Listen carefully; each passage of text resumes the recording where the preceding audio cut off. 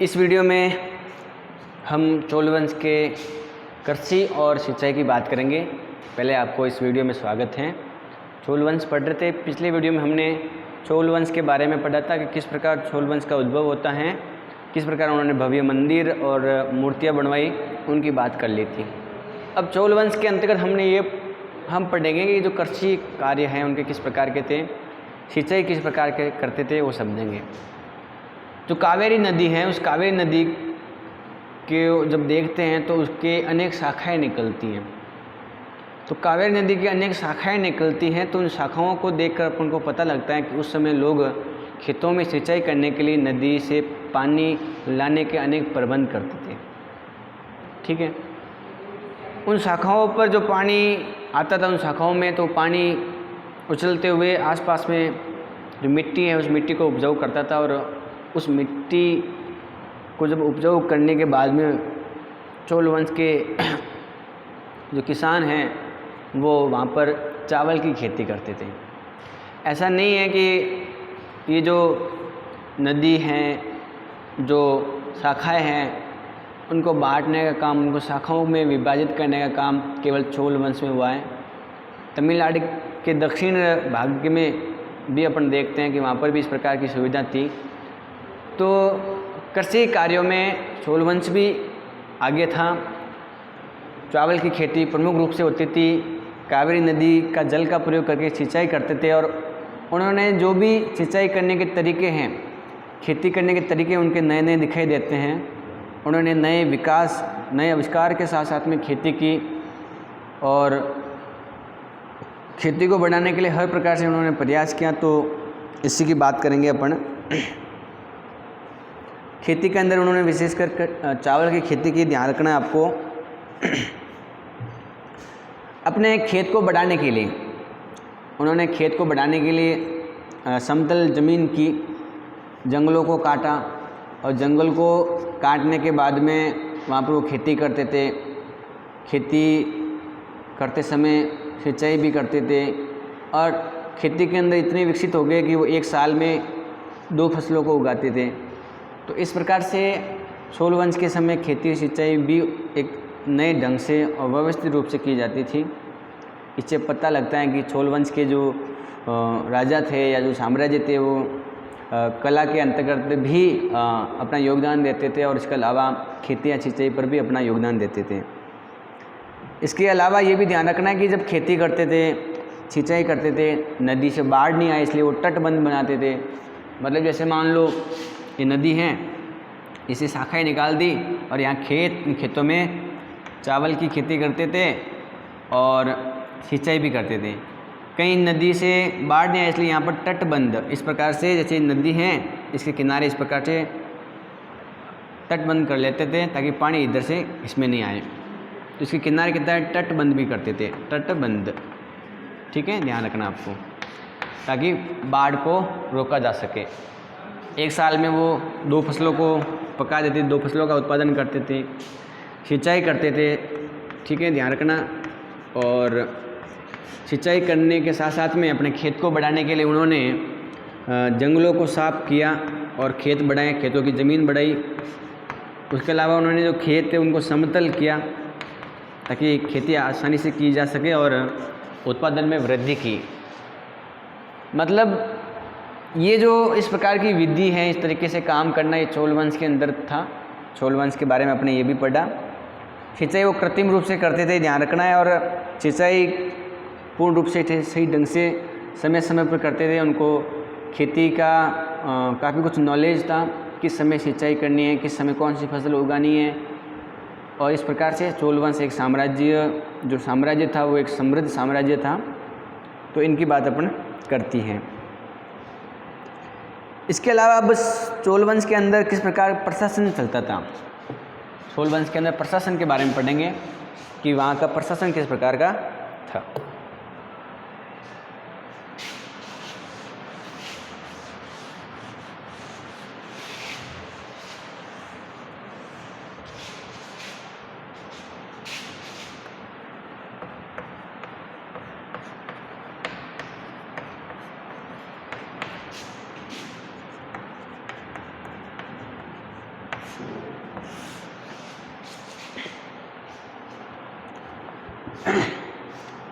प्रशासन का क्या मतलब होता है?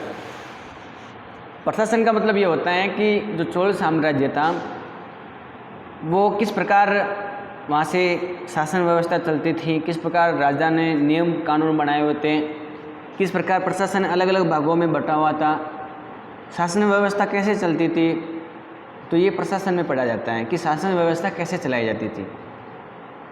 ये आपको ध्यान रखना है। जिस जगह पर किसान रह रहे हैं, जो किसानों की बस्ती है, उसको उर कहते थे। तो पहली बात ध्यान रखनी है कि किसानों की बस्ती को दक्षिण भारत में क्या कहते हैं, चोल साम्राज्य में क्या कहते थे, उर कहते थे। तो किसानों की जो बस्तियां हैं उनको उर कहते थे, और जो गांवों का समूह है उसको नाडु कहते थे। दो बात आपको याद में रखनी है कि जो किसानों की बस्तियां हैं उनको उर कहते थे, और जो खेती के अंदर माहिर थे, खेती करते थे, सिंचाई करते थे, और गांवों के जो समूह हैं उनको नाडु कहते थे। दरअसल जो गांव हैं वो न्याय के रूप में काम करते थे। ग्राम परिषद हैं जैसे, तो ग्राम परिषद और जो गांव हैं वो न्याय करने का काम करते थे। गांव मतलब नाडु, गांवों का जो समूह है वहाँ से नाडु क्या होता था, न्याय होता था। जैसे मान लो किसानों की बस्ती में कोई समस्या हो गई, गांव में कोई समस्या हो गई, तो उस गांव के अंदर न्याय का काम होता था। ये ध्यान रखना आपको। उसके साथ में कर वसूलने के लिए प्रशासनिक कार्य भी नाडु में होता था। नाडु का मतलब समझ में आ गया आपको कि गांवों का समूह, ठीक है। तो इन गांवों में प्रशासनिक कार्य चलते थे, न्याय जैसा काम, कर वसूलने का काम भी चलता था, ठीक है। लेकिन ये काम करते कौन थे? इन कामों को करने के लिए चोल वंश के जो राजा है वो एक तरह से एक विशेष जाति के व्यक्तियों को वहाँ पर नियुक्त करते थे। उस जाति है उस जाति का नाम है वेलाल जाति। तो ध्यान रखना है आपको कि जो वेलाल जाति के लोग हैं वो क्या करते हैं, इन नाडु मतलब इन गांव के समूह में प्रशासनिक रूप से काम करने का काम करते थे, देख रेख का काम करते थे, और किसानों का जो धन है उनका कर वसूली का काम करते थे। दरअसल ये जो वेलाल जाति हैं वो एक किसान के अंतर्गत आने वाली जाति है जो ज़्यादा समृद्ध थी। मतलब ऐसे किसान जो धन से परिपूर्ण थे, समृद्ध जो किसान थे, वो उनकी जो जाति थी वो थी वेलाल जाति, ठीक है। क्या याद रखना है आपको? ध्यान रखना है कि किसानों की बस्ती को उर कहते थे, गाँव एवं गाँवों के समूह को नाडु कहते थे, गाँवों में प्रशासनिक कार्य चलते थे, न्याय का कार्य चलता था, कर वसूलने का काम होता था नाडु के अंदर। और इस प्रकार के कार्य या प्रशासनिक काम करने के लिए चोल वंश के जो राजा हैं वहाँ विशेष रूप से एक वेलाल जाति के लोगों को नियुक्त करते थे और एक काम करवाने का काम देते थे। इस प्रकार से व्यवस्था चलती थी, और जो काम ढंग से व्यवस्थित रूप से करते थे, जो बड़े बड़े भूस्वामी हैं राजा, उनको बड़ी बड़ी उपाधियाँ भी देते थे, जिसके अंदर एक उपाधि का नाम है मुवेद वेलन। ये जो उपाधि हैं वो राजा, चोल वंश के राजा इन व्यक्तियों को देते थे जो नाडु के अंदर कामकाज सही ढंग से करते थे, केंद्र सरकार से जुड़े हुए थे, केंद्र से जुड़े हुए थे, राजाओं से जुड़े हुए थे। मतलब नाडु के जो प्रजा है और जो चोल वंश के राजा उनके बीच में कड़ी का काम करते थे, और राजा उनके काम को देखते हुए उनको बड़ी बड़ी उपाधियाँ भी देते थे, और उनको लगता कि किसान वेलन मतलब किसान राजाओं की सेवा कर रहे हैं, तो इन सेवा के भाव से भी उनको एक प्रकार की उपाधि दी जाती थी। और इसके अलावा उरियार की भी उपाधि दी जाती थी। याद रखना है आपको, नाम है अरियार। ठीक है, इसका मतलब प्रधान होता है। क्या मतलब होता है? प्रधान। तो अरियार की भी उपाधि उनको दी जाती थी। चोल वंश के जो राजा हैं वो जो चोल वंश के राजाओं की जो सेवा करते हैं उनको बड़ी बड़ी उपाधि से सम्मानित करते हैं। उपाधि तो है मुवैद वेलन, जिसका मतलब होता है कि ऐसे बड़े भूस्वामी जो राजाओं की सेवा कर रहे हैं, ऐसे किसान या वेलन। और अरियार, अरियार का मतलब होता है प्रधान, मतलब वो सबसे प्रधान है। चोल वंश उसको प्रधान की उपाधि देते हैं। और ये जो प्रधान हैं, जो अरियार हैं, ये राजाओं की सेवा करते हैं।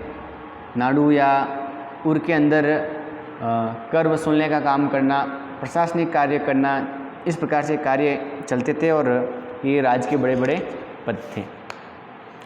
तो हमने ये पढ़ा है कि जो चोल वंश हैं उनमें किस प्रकार प्रशासनिक व्यवस्था चलती थी। ठीक है,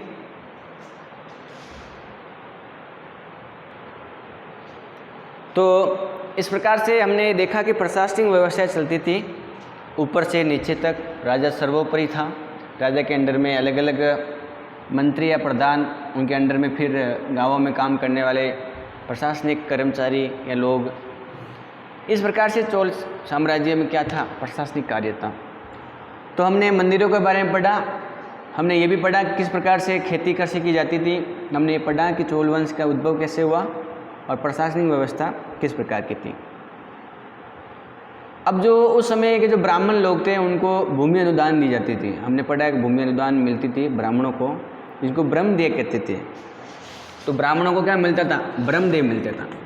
ब्रह्मदेय, ब्रह्मदेय का मतलब होता है भूमि अनुदान। क्या मतलब होता है? भूमि अनुदान। ब्राह्मणों को अपने परिवार को चलाने के लिए ज़मीन मिलती थी, राजा उनको ज़मीन देते थे। और राजा समय समय पर जब इनको ज़मीन देते थे, इन ब्राह्मणों के पास में ज़मीन ज़्यादा होने लगी, ये भूस्वामी के रूप में काम करते गए। और ये जो ब्राह्मण हैं वो जब इनको ज़मीन देते थे तो किसान वर्ग जो वेलन कहलाते थे वो इस ज़मीन पर खेती करते थे। फिर उनका हिस्सा जो मिलता है वो खुद रखते थे, बाकी ब्राह्मणों को देते थे, क्योंकि ब्राह्मण तो काम नहीं करते थे, वो राजाओं की सेवा, राजाओं के अनेक काम जो धर्म से जुड़े हुए थे वो काम करते थे। लेकिन इस प्रकार से अपन ये भी कह सकते हैं कि जो ब्राह्मण थे जिनको भूमिदान दी जाती थी, ज़मीन मिलती थी, जो बड़े बड़े भूस्वामी थे, उनकी मतलब इनको काम संभालने के लिए वो अपने आप के एक संघ बनाते थे। उन संघ के अंतर्गत काम जितना भी काम काज है उनको देख रेख करने के लिए संघ बनाते हैं। और उन संघों के अंतर्गत जो भी नियम बनते, जो बातें होती, उन बातों को शिलालेखों पर लिखाते थे। मतलब ये हुआ कि जिन ब्राह्मणों को ज़मीन मिली है, ब्रह्मदेय मिला है, अपने काम काज को देख रेख करने के लिए एक संघ बनाते थे। फिर उसमें कानून नियम वगैरह चलाते थे कि कैसे काम करवाना है, कैसे काम करना है। उन नियमों को वो शिलालेखों पर लिखाते, शिलालेखों पर। और ये जो शिलालेख हैं ये मंदिरों के बाहर लगाते थे, जो सार्वजनिक स्थान है वहाँ पर ही लगवाने का काम करते थे, ताकि क्या हो, आता जाता हर कोई इन ब्राह्मणों की बातें देखे और उनको समझे। तो पत्थरों पर लिखाने का काम, मंदिरों पर लिखाने का काम, शिलालेखों का प्रमुख उत्कीर्ण करवाने का काम इस चोल वंश के अंदर ब्राह्मण लोग करते थे। ये भी अपन को समझना है। इसके अलावा व्यापारिक भी अपना, व्यापारियों का एक संघ था। दरअसल जो व्यापारियों का संघ होता है उसको नगरम कहते थे। तो जो व्यापारियों का जो संघ है, व्यापारियों का संघ, उसको नगरम कहते थे। क्या बोलते थे? नगरम। और जो ये नगरम है, व्यापारियों का संघ, बड़े बड़े शहर, वहाँ पर व्यापारी लोग रहते थे, अमीर लोग जिनका प्रमुख रूप से, और वहाँ पर वो प्रशासनिक रूप से कार्य करने का काम करते थे, व्यापार करते थे। मतलब भाई जहाँ व्यापारी लोग होंगे, शहर एक समृद्ध शहर होगा जिसको नगरम कहते थे, व्यापार चलता था। और इस प्रकार से वहाँ प्रशासनिक व्यवस्था भी चलती थी। तो इस प्रकार से चोल साम्राज्य में अपन ये समझ सकते हैं कि समय समय पर जो बदलाव हुए हैं उन बदलाव को आज अपन देख सकते हैं अपने अब उस समय की कंडीशन को समझा है। जब भारत के अंदर चोल वंश का साम्राज्य था, दक्षिण भारत के अंदर लगभग 10वीं शताब्दी के अंतर्गत ये चोल वंश था। उस समय कैसे लोग रहते थे, किस प्रकार खेती करते थे, वो अपनी प्रशासनिक कार्य गतिविधियों को किस प्रकार से संपन्न करते थे, इन सभी बातों को अपने समझा है। और इस प्रकार से आपका ये पाठ भी पूरा हो जाता है। ठीक है, बाकी जो अगला पार्ट है वो अगले वीडियो में देखेंगे। तो चोल वंश के अंतर्गत हमने जो साम्राज्यों की बात की है, शुरुआत के अंदर उनके उद्भव की बात, उसके बाद में उनके साम्राज्य के अंतर्गत मूर्ति और मंदिर जो बनाए, उन्होंने मंदिरों की बात की। तो मंदिर के अंतर्गत उन्होंने जो वास्तुकला उनकी दिखाई देती है जो विश्व प्रसिद्ध है। मूर्तिकला के अंदर जो कांस्य मूर्तिकला है उसकी भी बात की हमने। खेती और कृषि के बारे में बात की, किस प्रकार से वो खेती करते थे, सिंचाई करते थे, कृषि करते थे। ठीक है, तो ये जो चोल वंश हमने पढ़ा है ये प्राचीन एक राजवंश था, दक्षिण भारत में कावेरी के आसपास में फैला हुआ था। पल्लव और पांड्य वंश भी इसके अंतर्गत शामिल थे। एक समृद्ध साम्राज्य था। इनके बड़े बड़े शक्तिशाली राजा हुए जिनकी बात हमने की, राजराज राजा की और राजेंद्र प्रथम बहुत बड़े महान राजा थे। अनेक समय इनके मंदिर भी बने, इनकी भी बात की थी। इन्होंने तंजावुर नामक शहर भी बसाया है। ठीक है, निशुंभ सुदिनी नामक देवी का मंदिर भी बनाया है। तो ये सारी बातें आपको याद रखनी है और इस प्रकार से आपका चोल वंश हो जाता है पूरा, पाठ भी पूरा हो जाता है। ठीक है, बाकी अगला पार्ट अपने अगले वीडियो में पढ़ेंगे।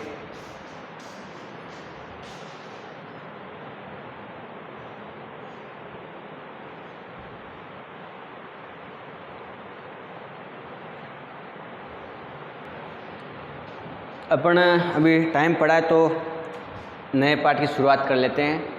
तीसरा पार्ट, 2 पार्ट पूरे हो गए, तीसरा पार्ट की बात करते हैं। दिल्ली सल्तनत, दिल्ली साम्राज्य की बात करेंगे कि दिल्ली में किस प्रकार के वंश आए, दिल्ली पर किस प्रकार अनेक वंशों ने यहाँ पर शासन व्यवस्था चलाई, यहाँ पर शासन किया, उनकी बात करेंगे। तो पार्ट 3, दिल्ली के सुल्तान। वैसे सुल्तान में ल आधा आता है लेकिन किताब में पूरा लिखा हुआ इसलिए पूरा लिख रहा हूँ। सुल्तान, दिल्ली के सुल्तान। 12वीं शताब्दी के अंदर दिल्ली पर राजपूतों का वंश था। जो 12वीं शताब्दी थी उस समय दिल्ली पर जिन राजपूतों का वंश था वो तोमर वंश था। कौन सा वंश था? तोमर। तो जो दिल्ली है उस दिल्ली पर 12वीं शताब्दी में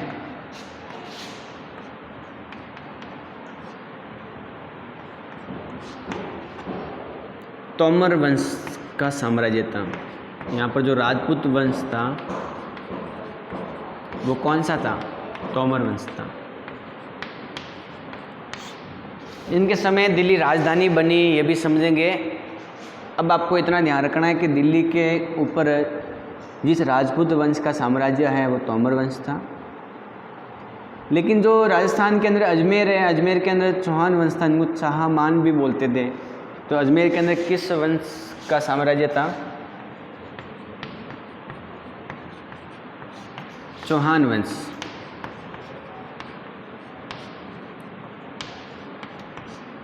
इनको चहमान भी बोलते हैं, चहमान भी बोलते थे। तो अजमेर में चौहान वंश, दिल्ली के अंदर तोमर वंश। अजमेर के जो राजा थे उनको लगता था कि हम दिल्ली पर आराम से शासन व्यवस्था चला सकते हैं। इन्होंने तोमर वंश को युद्ध में हरा दिया और तोमर वंश हार गया, परास्त हो गया। ठीक है, तो दिल्ली में जो राजपूत वंश था ख़त्म हो गया एक तरह से। दिल्ली में ख़त्म हो गया तोमर वंश। किसका शासन व्यवस्था चलने लगी? चौहानों की चलने लगी। और दिल्ली दरअसल एक समृद्धशाली शहर था, जैन व्यापारियों का प्रमुख केंद्र था। जैन व्यापारी रहते थे और वहाँ पर जो देहलीवाल नाम के सिक्के भी चलाए जाते थे।